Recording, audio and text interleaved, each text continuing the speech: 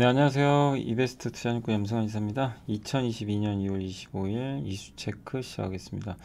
사실 오늘 뭐 이슈는 그냥 이제 우크라이나 사태죠. 우크라이나 사태가 좀 정점을 향해 가고 있는 것 같고요. 러시아가 아마 점령을 할 가능성이 높아지는 것 같아요. 그래서 전쟁이 안 나기를 바랐는데 나버렸고, 그러나 어쨌든 러시아가 속전속결로 좀 밀어붙이고 있어서 전쟁은 빨리 끝날 것 같은데, 여기에 이제 미국이나 나토가 진입은 안 하고 있어서 아마 이게 전면전까지는 가지 않는 것 같습니다. 그래서 지금 시장은 그걸 이제 좀 긍정적으로 해석하면서 반등에 성공했고, 오늘 뭐 미국 증시도 급등했고, 한국은 코스닥 증시가 특히 성장주가 그동안 불을 뿜어버렸어요. 너무 많이 빠진 것도 있다 보니까.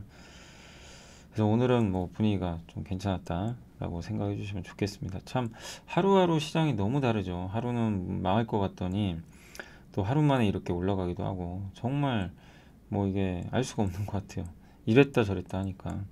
그래서 정말 어려운 부분들이 계속 이어지지만, 여러분들 초심 잃지 마시고 기업에 집중하면 됩니다. 제일 중요한 건 기업인 것 같아요.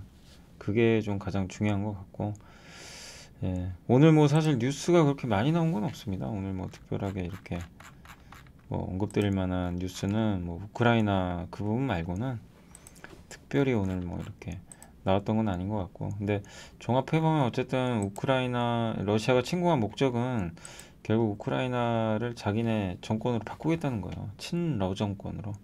아마 그런 목적인 것 같아요. 예. 그래서 아마 그걸 달성하기 위해서 뭐 전격적으로 진격을 했던 것 같고, 근데 완전히 뭐 기습이라고 하기보다는 러시아가 침공할 수도 있다라는 게 뭐 예전부터 있었던 일이니까, 뭐 옛날 이라크 전쟁처럼 기습은 아니었던 것 같습니다. 그 걸프전. 예. 그래서 시장은 단기 충격에 좀 그치지 않을까. 그리고 물가나 이런 것들이 올라가겠지만 결국 뭐 대응책들이 나오겠죠. 뭐 이란의 핵협상도 잘 되면 유가를 떨어뜨릴 수도 있고 하는 거니까, 뭐 러시아에 대한 대규모 제재만 아니라면, 지금 제재는 아니에요. 강력한 제재는 아니기 때문에 시장의 우려는 좀 많이 수그러들지 않을까 생각합니다. 그래서 시간이 지나면 여기에 적응을 하고 시장은 이제 FMC로 이동하겠죠. 무게중심이 분명히 그렇게 돼요. 지금은 다 이제 전쟁에만 집중돼 있지만 다시 이게 좀 완화되잖아요. 그러면 사람들은 전쟁보다는 펀더멘탈, 금리 이런 걸 보고 대응을 하겠죠. 그래서 다음 달부터는 시장은 조금 이제 정상적으로 금리와 FMC, 그 다음에 기업들의 이익 이런 거에 집중하면서 움직일 가능성이 높으니까 그런 쪽에 포커스를 맞추시고 시장을 좀 바라보시면 좀 좋지 않을까라고 생각을 하고 있습니다. 네. 그래서 오늘 좀 시장 한번 정리해드렸고, 오늘 나온 뉴스 중에서는 뭐 6월 15일 날 누리호 재도전한대요. 6월 15일 날 누리호가 재도전한다고 합니다. 헬륨 탱크 지지대 탱크 뚜껑입니다. 이번에 꼭 성공해야 됩니다.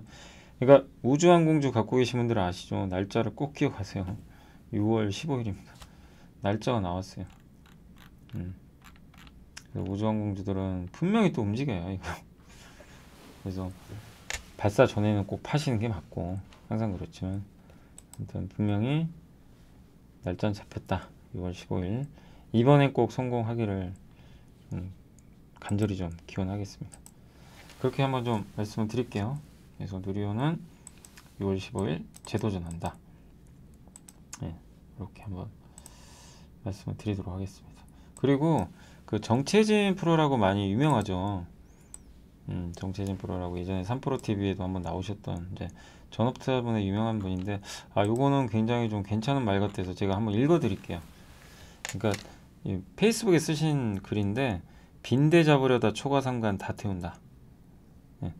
비록 내가 경알못이라 금리 예측을 할 수는 없는데 상식적 질문 하나는 던져볼 수 있다.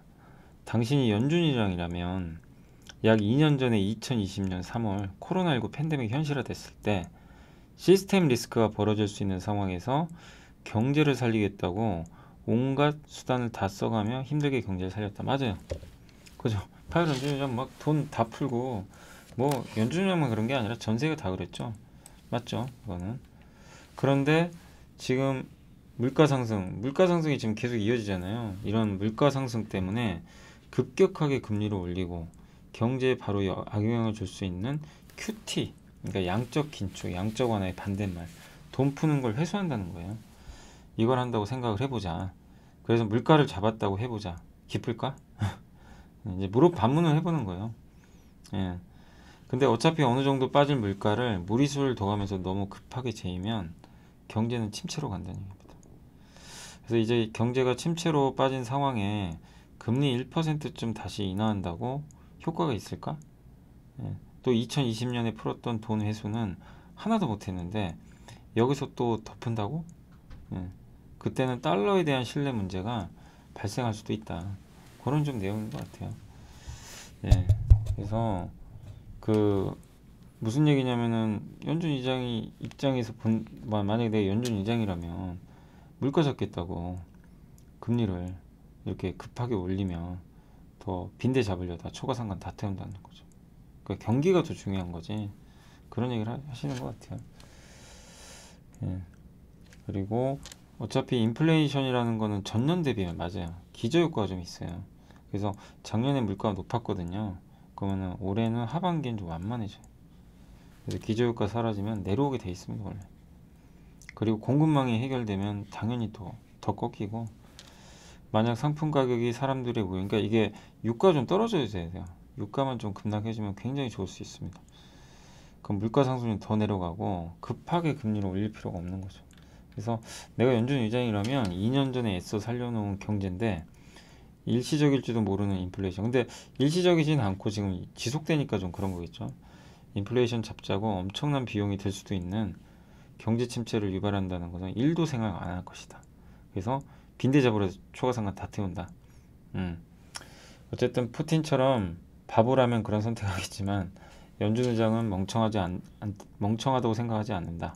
칼은 칼집에 꽂혀 있을 때 무서운데 칼을 빼도 막 휘두르면 금세 실력이 뽀록 난다는 거죠. 맞아요.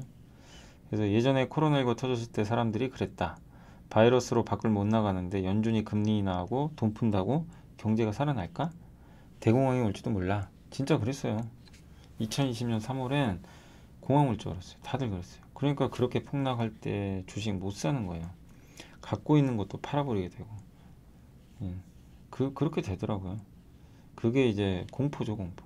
진짜 공황 발생할 줄 알았으니까. 그 이후에 어쨌든 어떤 일이 벌어진지 우리 알죠. 엄청난 주가 상승이 나왔는데 요즘도 사람들이 그럽니다. 인플레이션 문제는 연준의 정책 실패고 연준이 인플레 잡으려면 무조건 금리 올려야 된다. 가파르게. 근데 파월이 멍청하면 그렇게 할 가능성도 있지만 코로나19 같은 상황에 침착하게 문제를 해결하는 파월을 봤을 때 그가 무능력하다고 생각하진 않는다. 그래서 나는 연준 정책에 대한 우려에서도 뺐다 꼼뿔 이게 뭐냐 선반영 미리 다 반영된 거죠. 예.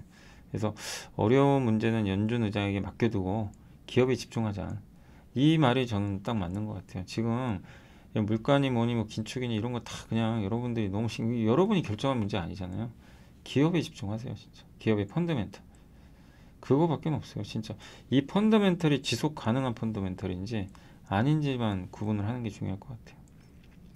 그래서 연준의 정책과 주식시장에 대해 우려하는 사람들의 말이 맞을 수도 있다. 세상은 어떻게 될지 정말 예측할 수 없는 곳이니까. 하지만 기업들의 가치는 2022년 한 해의 이익 수준에 의해 결정되는 게 아니다. 앞으로 수년간의 현금 흐름이 종합적으로 반영되면서 결정되는 것이 기업 가치다. 그래서 장기적인 전망이 밝다면 기업을 믿어보는 것이 좋지 않을까 이렇게 생각한다라고 적어줬습니다. 어쨌든 기업에 집중하자는 거예요. 뭐 어쨌든 우리가 어떤 결론을 좀 여러분들이 내실지 모르겠지만 시장은 되게 좀 어려워요. 어렵고 이런 전쟁 리스크 어디서 터질지 모르는 이런 불안감들이 많지만 중요한 건 우리가 그걸 걱정한다고 해결된 문제도 아니고 분명한 건 뭐냐면 기업이에요. 기업이 주가를 결정하는 기업의 펀더멘트 거기에 집중을 하자. 그리고 저도 일부 동의를 하는 게 연준은 좀 선제적으로 대응을 할 필요 있는데 너무 후행적이에요. 그러니까 뭐냐면 무슨 일 터지면 그거 잡으려고 그때 해요. 그건 너무 늦는다는 거죠. 선제적으로. 그러니까 앞으로 물가 오를 것 같으면 미리 금리를 올리는 게 낫고, 그 다음에 하반기에는 물가 안정화돼요, 오히려 지금 분위기로는. 근데 이제 지금 물가 높다고 막 공격적으로 하려고 그러죠. 그건 아니라는 거죠. 그래서 너무 좀 지금 물가만 잡으려고 하는 것 같아서 그게 저도 좀 아쉽긴 합니다. 아무튼 금리 올리는 건 불가피하지만 거기에 너무 함몰되지 마시고 여러분들 기업에 더욱더 집중해 주시면 좋을 것 같습니다. 자, 아무튼 이번 한 주 고생하셨고 저는 다음 주 화요일 날 라이브 시간에 또 찾아뵙겠습니다. 감사합니다.